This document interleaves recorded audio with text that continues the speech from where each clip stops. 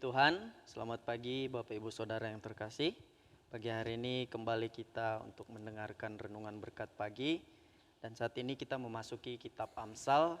Dan mari sama-sama kita buka di pasal 1 ayat yang ke-7. Sekali lagi, kitab Amsal pasal yang pertama ayat yang ke-7 bunyi firman Tuhan seperti ini. Takut akan Tuhan adalah permulaan pengetahuan, tetapi orang bodoh menghina hikmat dan didikan. Sekali lagi, takut akan Tuhan adalah permulaan pengetahuan, tetapi orang bodoh menghina hikmat dan didikan. Puji Tuhan, Bapak Ibu Saudara yang terkasih, seperti perikop yang ada di tempat ini atau Amsal ini, kita boleh melihat di sini berbicara tentang tujuan Amsal ini. Saya ada catat di sini, takut akan Tuhan adalah tema dari seluruh tulisan yang ada di kitab Amsal ini. Sehingga ketika kita baca kitab Amsal ini ada 31 pasal dan banyak kata-kata yang ditulis takut akan Tuhan, takut akan Tuhan, takut akan Tuhan. Jadi yang saya mau bawa atau yang kita mau pelajari saat pagi hari ini tuh berbicara tentang takut akan Tuhan. Dan yang saya catat juga di sini, takut akan Tuhan bukan berarti takut itu ngeri, seram, atau yang lainnya.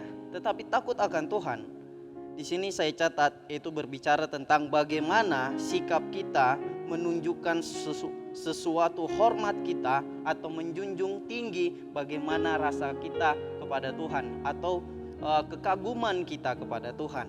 Jadi Bapak Ibu Saudara, takut akan Tuhan bukan berarti seram, ngeri, atau dan yang lainnya.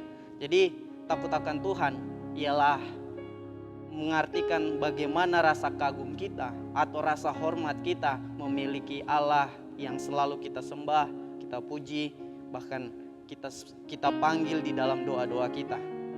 Puji Tuhan.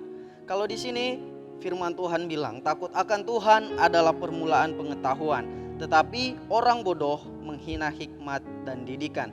Jadi banyak orang yang memulai kehidupan mereka tanpa mencari Tuhan. Itu bisa saja disebut di dalam kalimat terakhir di dalam ayat ini. Tetapi orang bodoh menghina. Nah, kalau saya umpamakan Bapak Ibu Saudara, saya ada belajar juga sedikit dari beberapa hamba Tuhan. Saya pelajari mereka berbicara seperti ini. Di luar sana memang banyak orang yang melakukan kebaikan. Di luar sana banyak orang yang hidupnya tidak pernah melakukan kejahatan. Tetapi yang mereka katakan tanpa disertai Tuhan, semua yang mereka lakukan ternyata sia-sia. Kenapa? Karena tidak ada nama Tuhan di dalamnya. Jadi ketika mereka mati, bisa ada suatu tanda tanya besar, mereka akan kemana?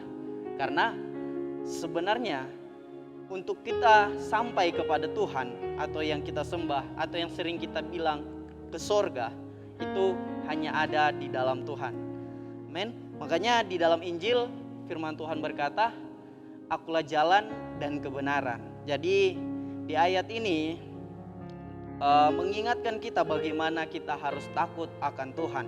Takut akan Tuhan yaitu berbicara tadi tentang bagaimana kita menunjukkan rasa hormat kita, bahkan pengagungan kita, bahkan ketundukan hati kita kepada Tuhan. Nah, yang menjadi penerapan bagi kita atau aplikasi yang mau kita terapkan dalam kehidupan kita, mari. Mungkin hari-hari ini kita udah mulai sering untuk tidak memulai kehidupan kita dengan takut akan Tuhan. Bapak Ibu Saudara, kalau kita boleh melihat di dalam kisah-kisah tokoh Alkitab, saya tidak pernah membawakan kisah-kisah yang ada di luar yang saya lihat, tapi saya selalu berbicara di dalam berkat pagi ini yaitu tentang kisah-kisah tokoh Alkitab, karena saya banyak belajar dari kehidupan mereka, bahkan apa yang Tuhan buat di dalam kehidupan mereka. Jadi saat ini saya juga mau berbagi bagi kita. Kalau kita boleh melihat kenapa Raja Daud bisa diangkat bahkan dipakai oleh Tuhan dengan luar biasa. Di awal kehidupan, bahkan di ceritanya, kita boleh melihat ternyata Daud ini adalah seorang yang dekat dengan Tuhan. Dan kenapa Nuh bisa diselamatkan dari malapetaka, bahkan penghancuran dunia atau menghabisi seluruh orang-orang penghuni yang ada di dunia ini. Kenapa Nuh bisa dipilih Tuhan? Kalau kita boleh baca ceritanya, bahkan kita tahu dia juga orang yang takut dengan Tuhan. Bahkan banyak lagi kisah-kisahnya saudara. Jadi untuk inti kita tetap diberkati oleh Tuhan, bahkan untuk terus kita berada di dalam pemeliharaannya Tuhan, cuma satu kuncinya, takut akan Tuhan. Karena Amsal yang kita akan baca ini, bahkan berkat-berkat pagi seterusnya juga akan berbicara tentang Amsal yang akan terus mengingatkan kita. Amsal sendiri adalah berbicara tentang hikmat. Apa itu hikmat? Hikmat itu adalah kepribadian dari Allah sendiri. Kalau dalam bahasa Ibraninya berbicara ditulis dengan kata hokmah. Hokmah berarti yaitu kepribadian Allah sendiri. Jadi Amsal-amsal ini akan membawa kita untuk lebih mengerti apa yang akan terjadi di dalam kehidupan kita ketika kita terus hidup di dalam takut akan Tuhan. Puji Tuhan Bapak Ibu Saudara, demikian firman Tuhan yang bisa saya sampaikan saat pagi hari ini. Immanuel, Allah beserta kita.